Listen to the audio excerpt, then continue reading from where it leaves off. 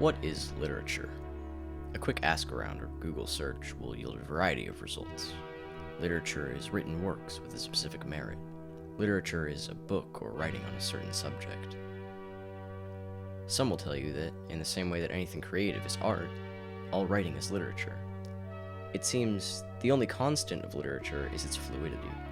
It evolves like language, taking on different meanings based on the interpretations of a culture, study, or individual.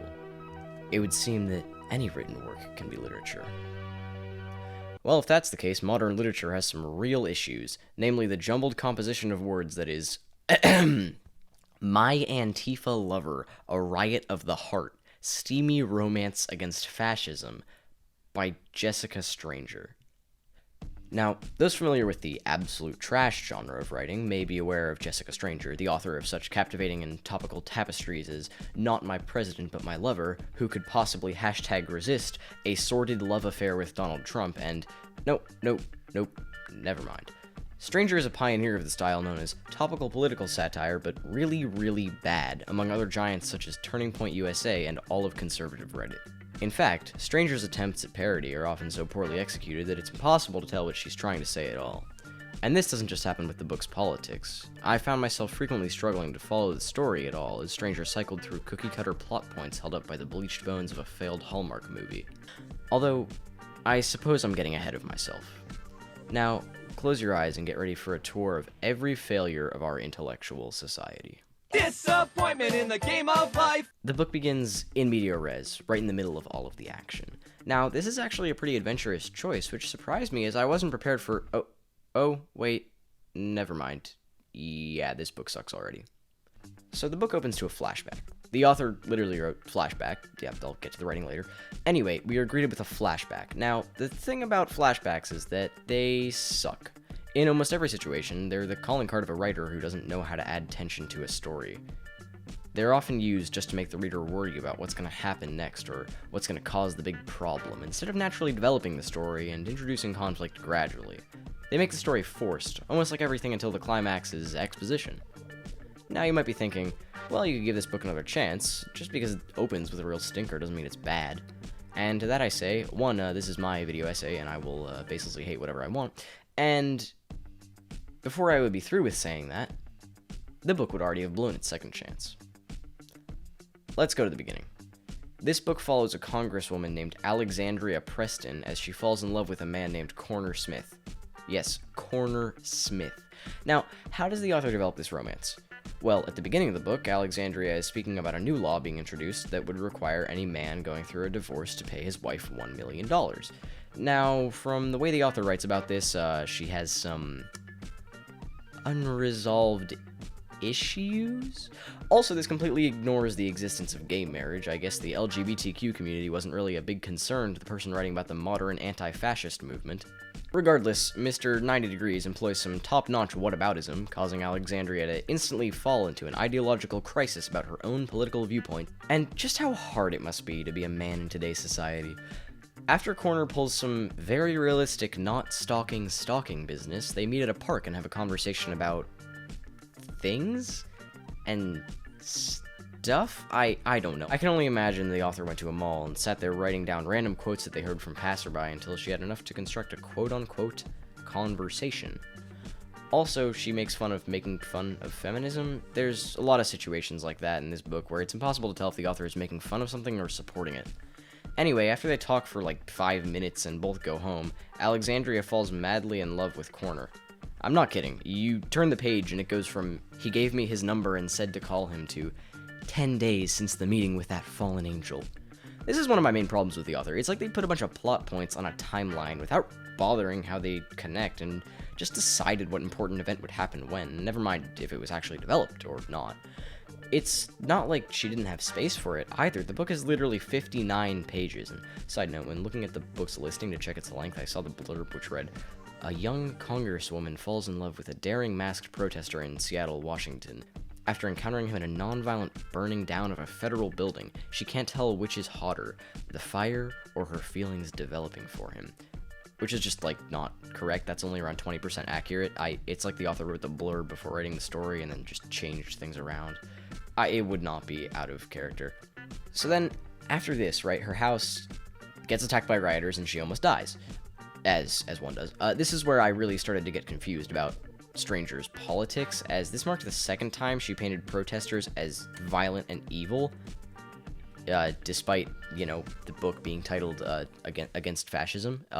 This is another big problem I have with the book. Stranger claims to be against fascism, and yet any instance of protest is shown as dangerous and violent in a similar manner to how it's portrayed by fascists themselves.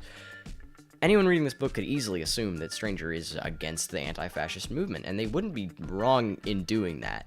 But anyway, the protesters show up with sticks and guns. Yeah, those. So Alexandria calls Corner, right, and tells him that she hates him because apparently rioters and Corner are just the same thing. He's obviously there because, you know, why not? So he probably led them to her house, right?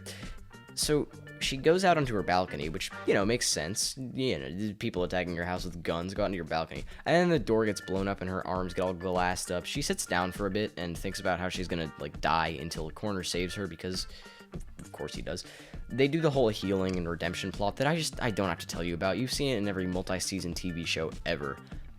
Although I should mention that at one point they eat grapes in hand-shaped chairs at dusk, which is honestly a killer vibe that was wasted on this book. The author tries a weird metaphor that I almost liked until she did what she does and ruined it. They sleep in the same bed because we haven't filled up our bingo card yet, and they fall even more in love because that's how this works. Now, of course, we need a main conflict, so the author decides that Corner is actually the son of Alexandria's enemy in Congress, Benedict Wilbur. Also, Corner's real name is Chris, which is nice to hear. It's not Corner Smith, it's Chris Wilbur. You know, he's a real human with a real human man name. Alexandria does the logical thing and cuts all ties with Chris without trying to figure anything out, instead taking the words of Mr. Evil Bad Congressman at face value. Chris stalks her a bit in the way that people in the 80s thought was cute. Then Stranger realizes the hole that she's written herself into and decides to climb out using a kidnapping plot, because what else would an unskilled writer use? Alexandria is called to an unscheduled meeting by her secretary and just goes along with it, I guess. She gets kidnapped and locked in a burning building, and Chris has to save her because what else are we here for? By the way, he put a tracker on her car. It was retconned, just don't ask. They fall back in love. Evil Man is arrested for trying to kill Alexandria, and Chris proposes after dating Alexandria for 2 months, which is he can do now, I guess, because the $1 million divorce law wasn't passed, so it doesn't matter anyway. For my synopsis, this may seem like a run-of-the-mill bad book, you know, TM, but it's here that I'll ask you to go read a bit of it yourself, as not even my screenshots and excerpts can show you just how poorly written this book is. It's confusing, it's convoluted, and it's written worse than most children's books. Hey, speaking of which,